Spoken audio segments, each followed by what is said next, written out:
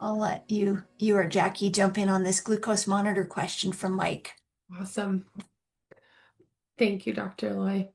Mike, CGMs, awesome topic. Love to talk about this today. So CGMs are gaining a lot of popularity and people are using them to have better knowledge about their health. So we just recently in the office trialed a couple different ones. So I'll just talk about my experience and then Jackie and Dr. Loy can jump in too. So I used one called Lingo, and in the past we had done a Libre freestyle. What I really like about wearing a CGM is it is really beneficial to be able to start to see patterns of how things affect you, how food affects you, how the order that you eat food in can really affect you. I know Jackie's talked about in the past that anytime she eats rice in any setting, it really spikes her blood sugar. For me, I don't have the same experience, but if I eat it first, it's definitely going to spike my blood sugar. So it's a really great tool. I love the lingo was really great because it's you don't have to scan it. It does not hurt to put on. They're pretty well secured. And it just gives you a really good feedback when you're trying to be curious about how your body interacts with certain things. Even exercise and heat and cold can change how your blood sugar is affected. So I think it's a really powerful tool if it's something you feel like you want to invest in. The Lingo is like $50 a sensor, which lasts 14 days.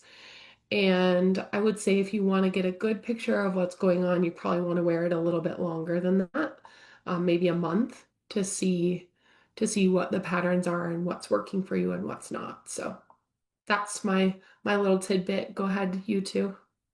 Um, I agree with Callie in a lot of that. It was a very eye-opening thing for me to see. Where I differ is in the amount of time that you wear one. 2 weeks is definitely not enough. I would recommend 90 days for wearing one to get a full rounded picture. Mike, my experience of you is you're not this person, but I'm going to share it because there's so many people listening in. I caution anyone who's using tools such as this to be prepared to have some self-control. And I say that because as we wear it, it can put us into a state of fear or wanting to constantly make changes. And if you've worked with us long enough, you've heard Callie, myself, and Dr. Anderson say consistency is key. So when you're wearing it, I would say start out with a month just of information gathering. Then after that, start making one change at a time and see how your body responds to the changes and give that some time as well. That's going to give you much more meaningful feedback than if you wear it and say you wear it for 2 weeks or a month and you're like, oh my goodness, this spikes my glucose. Like the rice, it spikes my glucose, right? And then you think, oh, I'm never going to eat rice again. Well, okay, certain foods are intended to spike our glucose. That's not a bad thing in itself. What we need to understand is how does our body respond to that spike in the big picture and over time. I like using a what do you call that? A glucose meter, glucometer. I like using that first thing in the morning because to me that gives me an accurate representation in how is my body handling through night the the previous day's fuel that I gave, my food from the previous day and my previous day's actions. How does that handle it? And here's some things that I found quite insightful that I actually didn't get from the CGM itself from wearing it. What I'm saying here is I like CGMs, but I also like on top of that the glucometer. I like both of them and they can be great used together. So what I found with this, the glucometer is that I actually do not my glucose does not come down within a 12-hour window. Insulin resistance is there. What I have found with that is that I am a fat burner, meaning my body prefers fats. all the way around. I do not handle carbohydrates well. I don't break them down well. That doesn't mean I shouldn't eat them. That means I need to work on other parts of my health so that I can be more flexible to use both carbs and fats. Furthermore, what I found is what will spike my glucose even more or make it hard for it to drop even more than anything that I would have eaten the previous day? My phone. Staying on my phone too late kept me at over 100 after a 14-hour fast than any other food thing that I've come across. I was so surprised by that. I found that out when I was doing what was I doing? Oh, I was doing a A1C challenge for research. I was a participant in a research study. That was an accidental finding. And so like, okay, is this really true? I carried it on for another 2 to 3 months. And sure enough, if I stay on my phone too late, I do not come down with my glucose by after a 14-hour fast. I was astounded by that. Can I interrupt you, Jackie? Yeah. I'm sorry. You said something that, how does breaking down carbohydrate, I mean, what does it mean, breaking down? How does that transition into a number on a glucose monitor? That's a really great question. So those are kind of a bit of different things here. So your body will utilize certain resources. And when you're favoring using like fat, for example, that's going to affect other chemistries in the body, not just your glucose. But remembering that your body works together, not separately.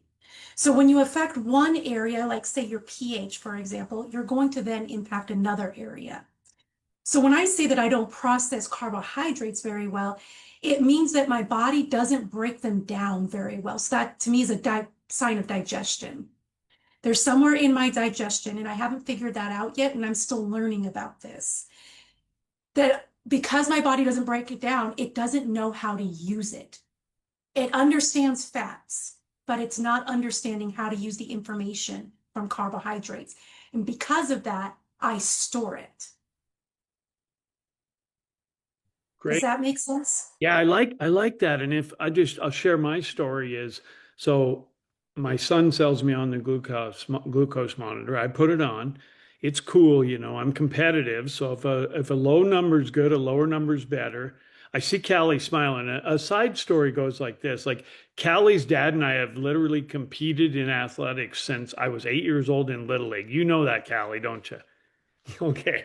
All right. So I'm sorry about that, but John's a great guy, so tell him hi. But anyway, going back to this, here's what I learned. I bought, we buy green bananas and freeze them green, and I put them in my smoothie because, less sugar, right? No, spikes my blood sugar, green or yellow. So I might as well eat yellow if I'm going to spike it. So I learned a lesson there, that with bananas, rice does it to me too. So I found the glucose monitor really interesting, but you have to be careful. If 100's good, you want to go to 60, right?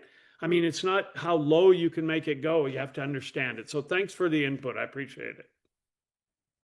Yeah, and I would say, Mike, that the goal of wearing a CGM is eventually to see like it's normal for your glucose to rise when you eat. It should. But we want to see more of like waves than the jagged edges is the ultimate goal with that. And I noticed when I did eat something that I knew was going to spike my blood sugar, like sugar, um, I did not feel well. And I know this intuitively, but I could see the spike, and then your body produces all the insulin, and then you have this drastic drop. That's those blood sugar spikes. So the ultimate goal is to see more of a wavy pattern than the jagged spikes. Thank you. Mm-hmm. That's a great point, Callie, is that when you wear a CGM and you wear it long enough and you start to check in physically with how you're doing, because it takes about, if I'm not mistaken, is it 20 minutes between the glucose spike and the CGM registering because it's interstitial fluid and not. I actually was able to learn to identify how it physically feels when I've consumed something before the CGM would go off. I could feel that response first. And so now when I don't wear a CGM, I'm now in tune with that. Like, oh, this is a blood sugar spike. This isn't anxiety. This is glucose. Yeah, I'll just echo what you guys already said. I tried one called a Stello. You can get these on Amazon now. All of them are around $50 for about a 2-week sensor, which is not bad at all. Used to be that you had to have a doctor's prescription and insurance wouldn't pay for it, and it was a huge pain in the neck just to get one. And I think that's really a shame because it is a great tool. But we've already hit on a lot of the pitfalls, which is that competitive nature, Mike, is, I think, human nature. Some of us just are a little bit more competitive than others. And we also have this idea that if a little bit is good, more must be better. And if lower is good, lower is even better. And it just simply is not true. A great example of that is cholesterol. I hope by now all of you know that lower is not better when it comes to cholesterol once you get past a certain point. And it's true with blood sugar as well. So yeah, there's a lot of caution around using it, but some of the things that I learned in doing it, well, number one, I'm a wimp, so I was scared of putting it on. It doesn't hurt at all, and it stayed on really well. So you don't have to be scared about doing it. I learned the things that impacted my blood sugar. Again, it's a little kind of sobering and yeah, almost a little shocking. Sleep is a huge impact for me. When I don't sleep well, my blood sugar is far higher. Huge impact. And stress is another big one. If I was giving a talk or doing something stressful and ate the same thing one day, and then the next day I ate the same thing, but I wasn't doing a talk, or big difference in my blood sugar reaction. So it isn't just about the food. It's about what we're doing, our nervous system, our cortisol levels, all the things. Exercise also spiked my blood sugar, and then it would come down. So did sauna. Getting in the sauna would raise my blood sugar, but not necessarily to a bad level. This is a normal response. We think about cortisol too as a bad hormone, and if it's high, that's bad. Well, we dead if it didn't rise at certain times. Same with blood sugar. So you have to really put it in context and remember we need fluctuations, we need variation. It's just how much and how fast. And it really was helpful for me to see how much some of those other non-food things were affecting my blood sugar. And that's what I'm focusing on now. And I think, yeah, the longer you wear one, the more you're going to see trends and patterns. But I just did it for 2 weeks and I did it for 4, excuse me. I did it for 4 weeks. The first 2 weeks, I tried to tell myself, I'm not going to change my habits. I just want to get information. It was almost impossible not to. Once you see the information, you're going to want to change your behaviors. So it's a powerful motivating tool if you want to change your behaviors, but don't go overboard. Don't go extreme because it could get you in trouble pretty quick. Great question, Marissa. At what point in the program can you do this? Whew, I have to think about that. I would say not in the beginning because you have so much going on and you have a lot of new things you're learning, a lot of basic behaviors we're trying to encourage you to build as foundations. I think my answer, I'm curious what Jackie and Callie are going to say here, but I would say after detox and after reintroductions, when you're trying to identify maybe the effects of other things. That would be my response.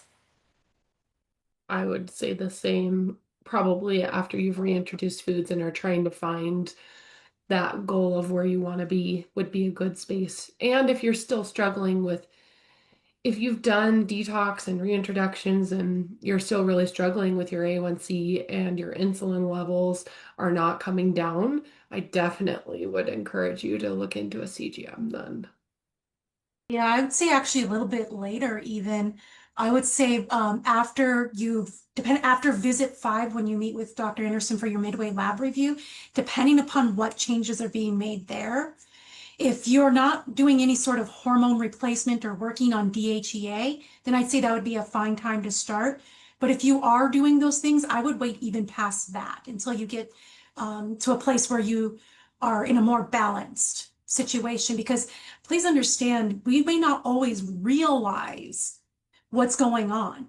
But in the first about 4-5 months, our body is going through an immense amount of changes.